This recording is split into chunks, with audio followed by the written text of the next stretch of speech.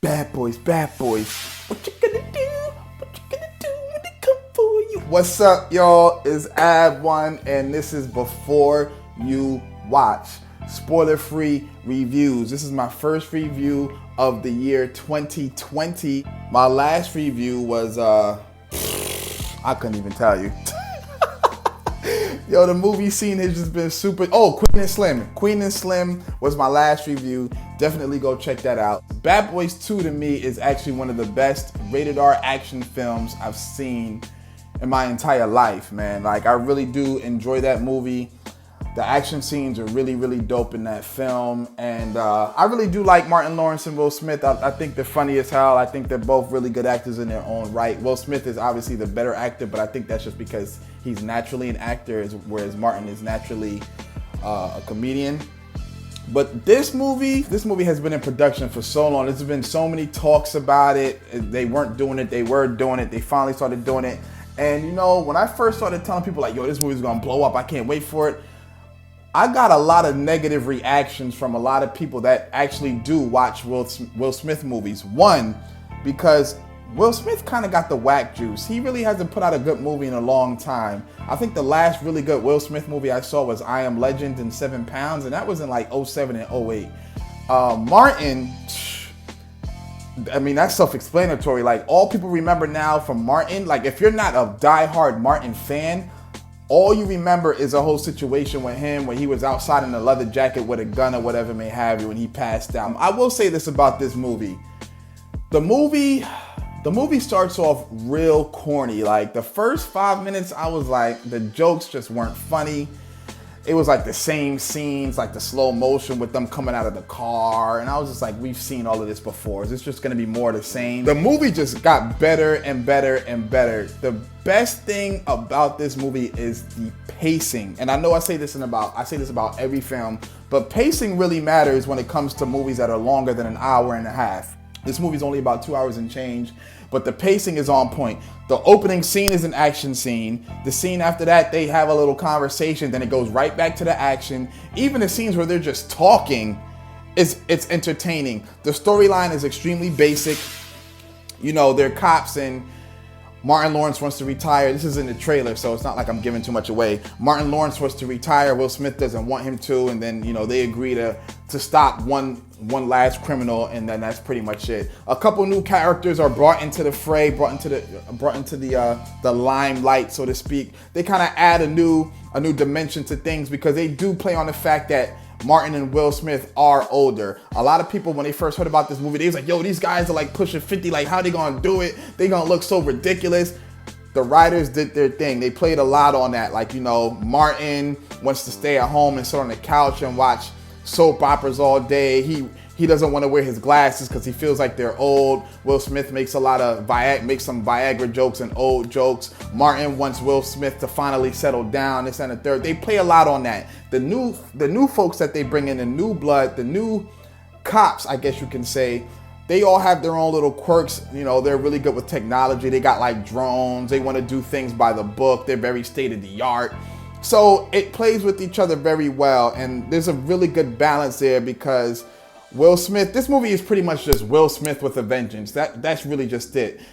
He really had all the shine. Martin obviously was there. That is a co-star. He was there, but this movie is really just about Will. It's like he has all the shine. He's still got the swag. You know, he's still quote unquote dressing like a drug dealer. That's what Martin says in the movie. He's still going through like his old tactics where he's beating up criminals to get information. So the pacing is definitely on point. You're never gonna get bored in this film. You're never gonna get bored in this film. This movie is funny. The movie is funny because at first I was like, what kind of jokes are we gonna hear? The movie is funny. It is funny. I'll definitely give you that. The movie is predictable, but there are some twists to make it less predictable. There were some things that happened that I didn't see coming at all, and the whole crowd didn't see it coming either. And I said, you know what? That's a nice touch. That was a real nice touch. Everybody's wondering what I'm going to say about the action scenes. There are a lot of action scenes, and the action scenes are diverse. You don't just get car scenes with them shooting out the side. They're not doing that anymore. So you still get the car scenes, but things are different. You know, he'll instead of him being on a motorcycle, he's in an SUV.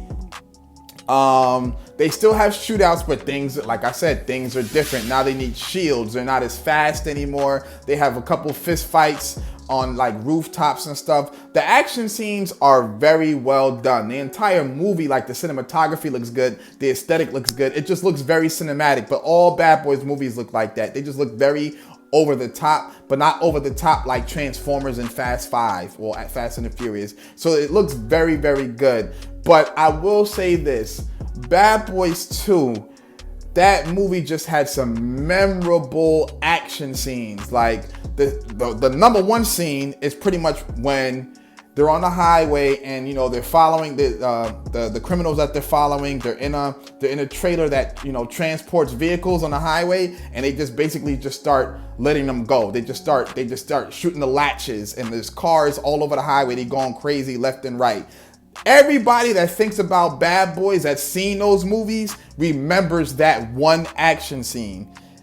And this movie, unfortunately, does not have any like that. Now, granted, you know, you'll remember the action scenes, but like 6 months to a year from now, you're probably not going to remember too much of them. They're not that memorable. But that's not to say that they're not good, because the action scenes are very well done. They are very well done. The acting is the acting. There were some scenes where I thought Martin was a little corny. I just felt like the acting from his part was a little forced, but the chemistry between him and Will it's just undeniable. I honestly think that they improv'd a lot of scenes. I really do, because it just felt like a natural conversation. I didn't even think that they gave him a script. I think they just told him, okay, we're gonna talk about how you need to go to the dentist tomorrow. This scene never happened. I'm just giving you an example. We're gonna talk about how you needed to go to the dentist tomorrow, in action, and boom, and then they just get into character, and that's it. So the acting is on point, and the action is on point, and the pacing is on point. So outside of that least memorable scene, the movie being void of a memorable action scene and some of Martin's acting feeling a little contrived, the biggest issue I had was the end fight scene. It was just a super duper cop out, and that's no pun intended because these guys are cops, but it was just a super duper cop out. I was looking forward to that end fight scene the whole movie, and I never got it. Never got it. So there are some Easter eggs in this film, so you definitely want to stick around. There's not too many, like you don't have to sit through the end of the credits to see them. So I think one's like right after the credits start, and the other one's a little bit after that, I think, something like that. So, but the movie is good. It is, I will say, it's the first blockbuster of 2020. John Wick 3 is still better. Bad Boys 2 is still the best movie of the trilogy, but this movie is well done. It is not worth the wait, though. It is not worth the wait. I do want to see it again, but it is not worth the wait. Like, you're not going to be jumping out of your seat like, oh my God, that movie was crazy. You're not. So I'm going to give this movie an 8.8. There's nothing else out right now. Stop watching The Witcher. Stop watching that Netflix documentary about Aaron Hernandez. Go check this movie out, man. You're not going to regret it. There is some cursing in it, but not too much. So you could bring like your 12-year-old. It's not very gory. There are some scenes that are gory, but not too much. So that's what I'm going to give it, man. I'm definitely going to try to rewatch it again. I probably won't, because I never really do. But if I do have the opportunity to rewatch it again, I will.